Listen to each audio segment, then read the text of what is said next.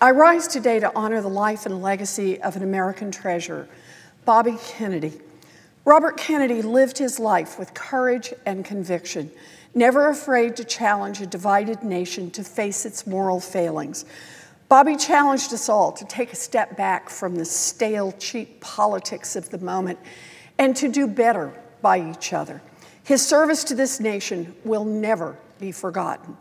Today, 50 years after he was brutally assassinated, we pause to acknowledge the brilliance and beauty that rested in his vision of America, a vision that led him to seek the highest office in this land, a vision of love, wisdom, compassion, and justice. Bobby believed that we all have a shared responsibility to leave this world just a little bit better off than when we came. Few will have the greatness to bend history itself, he once said, but each of us can work to change a small portion of events, and in the total of all those acts will be written the history of this generation. Mr. President, history may not repeat, but it often rhymes. Conditions are different now, but a lot of the anxiety and tension that swept through this country in 1968 at the height of Bobby's political career echoes the anxiety of today, especially the economic anxiety felt by millions of Americans who are working harder than ever, but feel opportunities slipping away from themselves and their children. Too often, our political and business leaders refuse to see this.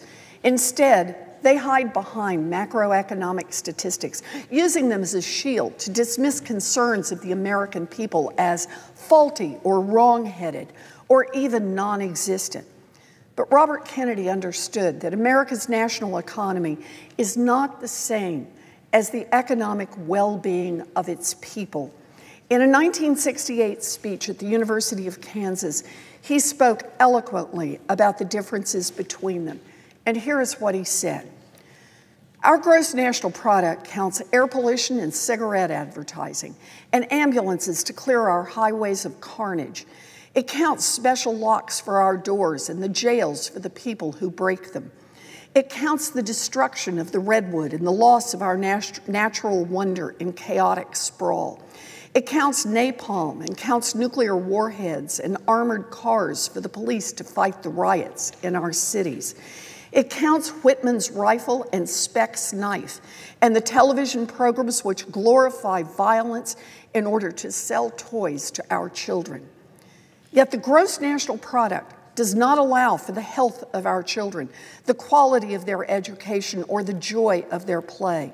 It does not include the beauty of our poetry or the strength of our marriages, the intelligence of our public debate, or the integrity of our public officials. It measures neither our wit nor our courage, neither our wisdom nor our learning, neither our compassion nor our devotion to our country. It measures everything, in short, except that which makes life worthwhile. And it can tell us everything about America, except why we are proud that we are Americans. Consider three statistics: corporate profits, the stock market, and unemployment. Today, corporate profits are up. Corporate profits that count gun sales from manufacturers whose weapons are used to massacre children in our schools and our streets. Corporate profits that count revenues from drug companies when they quadruple prices for the sick and the desperate.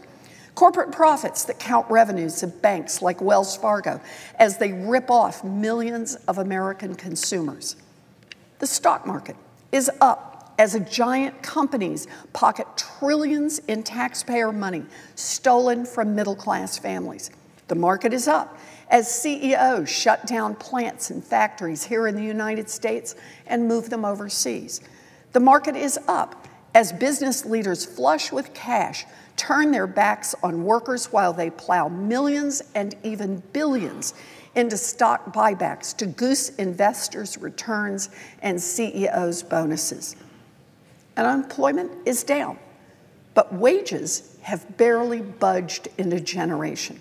Unemployment is down, but for millions of people, the exploding costs for housing, for health care, for child care mean that it now takes two jobs to do what one job covered a generation ago. And unemployment is down, but the numbers fail to count the millions living in rural and urban American communities alike that have given up the search for a job. Corporate profits, the stock market, unemployment. These statistics tell us everything about the American economy, but they tell us very little about the lived experiences of today's Americans. They do not speak to the citizen who fears police violence, or the police officer who fears gang violence, or the immigrant who cannot speak out about sexual assault at the hands of her boss, or the toxic rhetoric flowing through our politics and seeking to turn neighbor against neighbor. They do not account for our devotion to our communities, to our churches, to our children. They tell us virtually nothing about our trials or our challenges or our hopes or our principles.